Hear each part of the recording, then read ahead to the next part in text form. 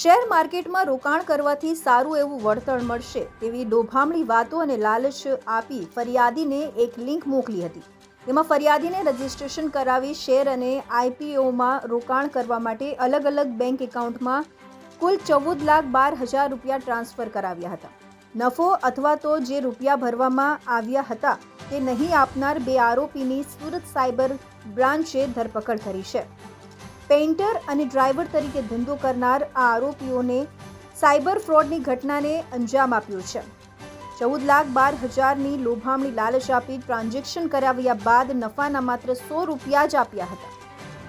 Surat cyber crime પાસેથી મળતી માહિતી મુજબ તારીખ 31 માર્ચ 2024થી લઈ 30 મે 2024 સુધી અજાણ્યા વોટ્સએપ ગ્રુપમાંથી અલગ અલગ મોબાઈલ નંબરના ધારકો અને બેંક એકાઉન્ટના ધારકોને પૂર્વ આયોજિત કાવતરું રચી ફરિયાદીને શેર માર્કેટમાં રોકાણ કરવાથી સારું વળતર મળશે તેવી લોભામણી લાલચ આપવામાં આવી હતી.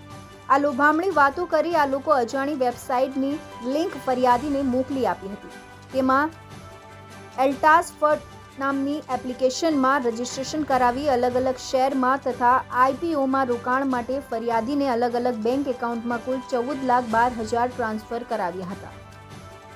એકાઉન્ટમાં જ્યારે લાખો રૂપિયા જમા કરવામાં આવ્યા ત્યારે આરોપીઓએ તેમાંથી માત્ર 100 રૂપિયા નફા પેટે બેંક એકાઉન્ટમાં જમા આપી બાકીના નફા પેટેના રૂપિયા કરવા નહીં દઈ તેમજ ફરિયાદીએ શેર માર્કેટમાં તથા આઈપીઓમાં રોકાણ પેટે ટ્રાન્સફર કરેલા કુલ 14,12,000 પરત ન આપી ફરિયાદ સાથે સાયબર છેતરપિંડી કરી હતી.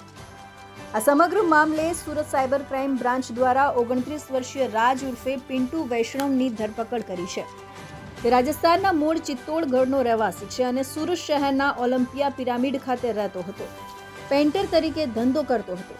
આરોપી રાજે અલગ અલગ બેંક એકાઉન્ટની કીટ વિમલ સેલાની નામના શખ્સ પાસેથી કમિશન પર લઈ આગળ રાજસ્થાન ખાતે વાપરવા આપતો હતો. તેમજ ટેલિગ્રામ અને વોટ્સએપ પર ચાઇનીઝ વેન્ડર સાથે સંપર્ક કરી તેઓએ મોકલાવે ઓટોમેટિક ઓટીપી ફોરવર્ડ નામની એપ્લિકેશન ફાઇલ પોતાના મોબાઈલ ફોનમાં ઇન્સ્ટોલ કરી બેન્કિંગ ટ્રાન્ઝેક્શન કરતો હતો.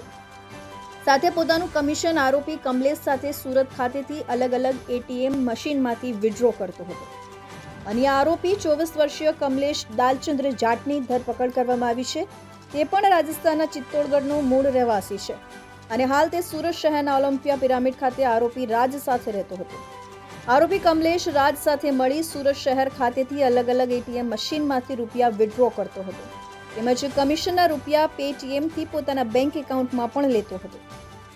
વર્ષ 2022માં સેક્ટર 19 પોલીસ સ્ટેશનમાં ચંદીગઢ ખાતે સાયબર ક્રાઇમ છેતરપિંડીનો ગુનો નોંધાયો હતો. તેમાં આરોપી રાજ ઉર્ફે પિન્ટુની ધરપકડ કરવામાં આવી હતી.